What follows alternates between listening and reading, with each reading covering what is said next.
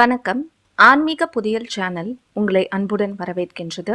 இந்த பதிவில் நாம் காண இருப்பது 2025ஆம் ஆண்டு மகா கந்த சஷ்டி விரதம் துவங்கும் நாள் எப்போது, விரதம் துவங்கும் முறை, அன்று நாம் சொல்ல வேண்டிய மந்திரம், அதன் பலன்கள் மற்றும் குழந்தைக்காக விரதம் இருப்பவர்கள் செய்ய வேண்டியவை எவை என்பதை பற்றி இந்த பதிவில் நாம் இன்று காணலாம். முருகப் பெருமானை வழிபடுவதற்கும் கேட்ட வரங்களை பெறுவதற்கும் உரிய மிக சிறந்த நாள் சஷ்டி திதியாகும். மாதந்தோறும் வளர்ப்பிறை மற்றும் தேய்பிறையில் சஷ்டி திதி வரும்போது பக்தர்கள் முருகப் பெருமானை வேண்டி விரதம் இருப்பது உண்டு. இருந்தாலும் அதிகமாக முருக பக்தர்கள் சஷ்டி விரதம் கடைபிடிப்பது ஐப்பசி மாதத்தில் வரும் மகா கந்த சஷ்டி விழாவின் போதுதான். முதலில் நாம் 2025ஆம் ஆண்டு மகா கந்த சஷ்டி விரதம் துவங்கும் நாள் பற்றி பார்க்கலாம். மகா கந்த சஷ்டி விரதத்தில் மிளகு விரதம், இளநீர் விரதம் என பல வகைகள் உண்டு. இதனை 7 நாட்கள் மட்டும் கடைபிடிக்கப்படும் விரதம் ஆகும். இன்னும் தீவிரமான முருக பக்தர்கள் பக்தியின் காரணமாகவும் முருகனிடம் தாங்கள் முன்வைத்த வேண்டுதல் நிச்சயம் நிறைவேற வேண்டும் என்பதற்காகவும்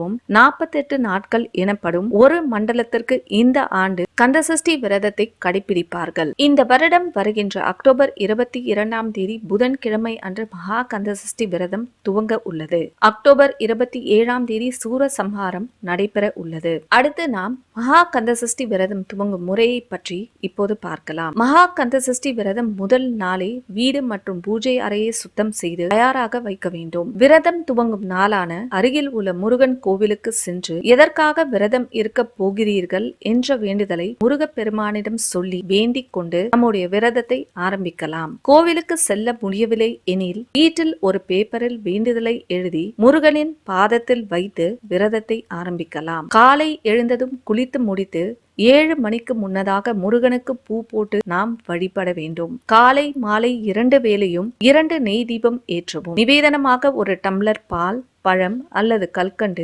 எளிமையாக முடிந்தவற்றை வைத்து நாம் வழிபடலாம். தீப தூபம் காட்டி பூஜை செய்த பிறகு ஓம் சரவண பவ என்ற மந்திரத்தை 108 முறை சொல்லவும். முடிந்தால் அந்த மந்திரத்தை எழுதலாம். அடுத்து மகா கந்த சஷ்டி விரதத்தின் போது செய்ய வேண்டியவை எவை என்பதை பற்றி பொது பார்க்கலாம். மகா கந்த சஷ்டி விரதத்தின் போது கந்தசஷ்டி கவசம், வேல்மாறல் தினமும் கேட்கலாம் அல்லது படிக்கலாம். தினமும் தலைக்கு குளிக்க தேவையில்லை. செவ்வாய் வெள்ளி அன்று தலைக்கு குளித்தால் போதுமானது. வாரம் ஒரு முறை நம்முடைய வீட்டு பூஜை அறையை சுத்தம் செய்தால் போதும். விரதம் இருப்பவர்கள் கண்டிப்பாக அசைவம் சாப்பிடக் கூடாது. பெண்கள் மாதவிடாய் காலத்தில் வீட்டில் உள்ளவர்களை தீபம் ஏற்ற சொல்லி பூஜை அறைக்கு செல்லாமல் வழிபடலாம். முதல் நாள் மற்றும் முடியும் நாள் மட்டும் ஒருவேளை விரதம் இருந்தால் கூட அது மிகவும் சிறப்பு. முருகனுக்கு வைக்கும் நிவேதனத்தை மட்டும் ஒருவேளை சாப்பிட்டு விரதம் இருக்கலாம். விரதம் முடிந்த மறுநாளே நாம் அசைவம் சாப்பிடக்கூடாது.